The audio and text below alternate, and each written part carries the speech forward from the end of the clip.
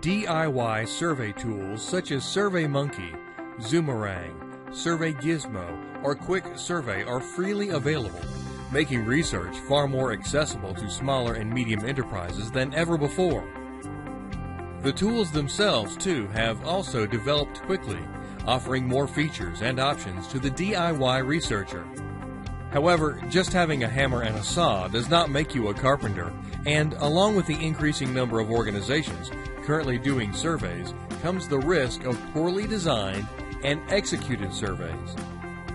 Now, given the main reason to do research is to inform, decision-making means the quality of your decision-making can be impacted by the quality of your research, and in particular, your survey questionnaire. So the team at Survey Human thought it was time to give some broad tips on how to ensure you not only ask the right questions, but also ask these questions the right way. Here are our top 10 expert tips to get you started. Number 1, planning. It's imperative you spend some time at base camp before setting off.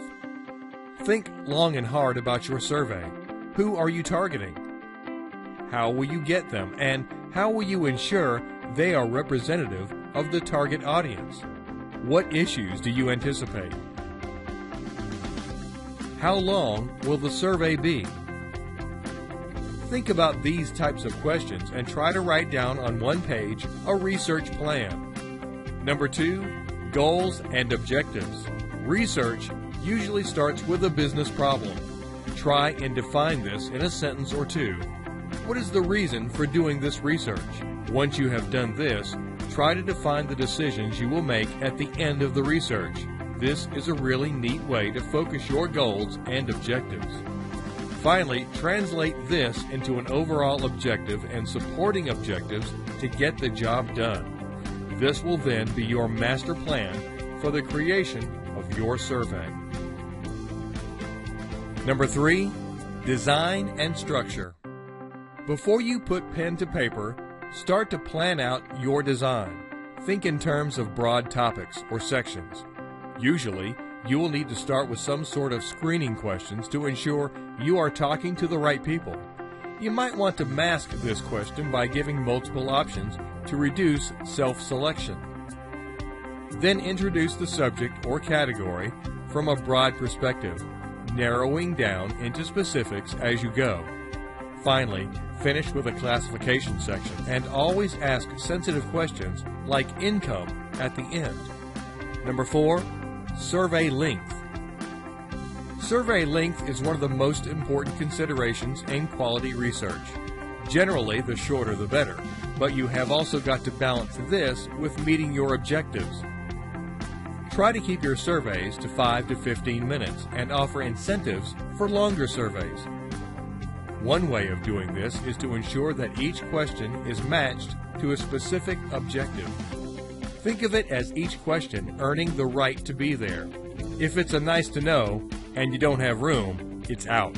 It's a good idea also to tell respondents realistically how long the survey will take. Number 5, minimize bias. Bias is the most common cause of poor research. Although eliminating bias is almost impossible, it is important to plan strategies to minimize it at all costs. Some of the key strategies to consider are: always have balanced scales, agree or disagree. Don't introduce topics that will affect later questions. Plan and order. Don't use double-barreled questions.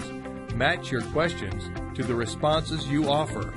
Include randomizations of answers where possible, and always provide clear instructions to respondents. Number 6, question routing.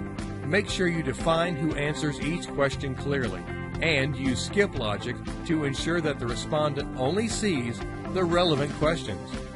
Again, go back to your plan and think about how this will work up front, keeping relevant sections and questions together.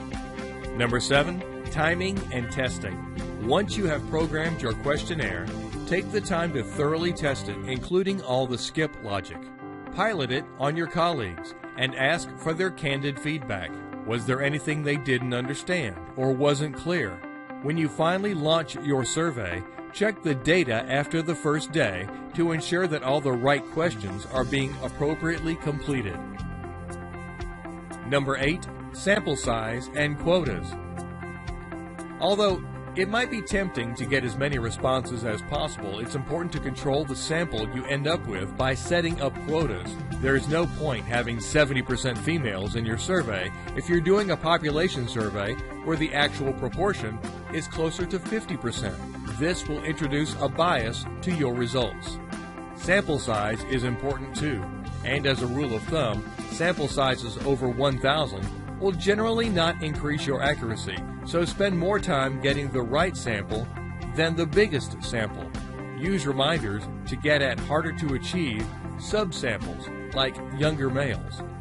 Number 9, data cleansing. It's really important that you also clean your data when your survey is finished. Look for responses that are inconsistent, contain rubbish answers to open-ended questions, or were completed too quickly. They might just be clicking anything to complete. It's a good idea to oversample by 10% to allow for the removal of some respondents. And number 10, data analysis and reporting. This is perhaps the most specialized skill required in the survey process. If you are not comfortable with how to process the data, then perhaps think about investing a small sum into professional help. There is a lot to consider, including filtering questions, bases, weighting, creating statistics, analysis banners, and statistical testing to discover real differences. Most of the packages offer some sort of basic analysis tools, but be careful with your analysis and check it thoroughly to ensure it is correct, and before you start drawing conclusions and writing a report. Survey Human is here to help you on any or all of these areas. Check out our affordable help packages and ensure that your next research project is a success.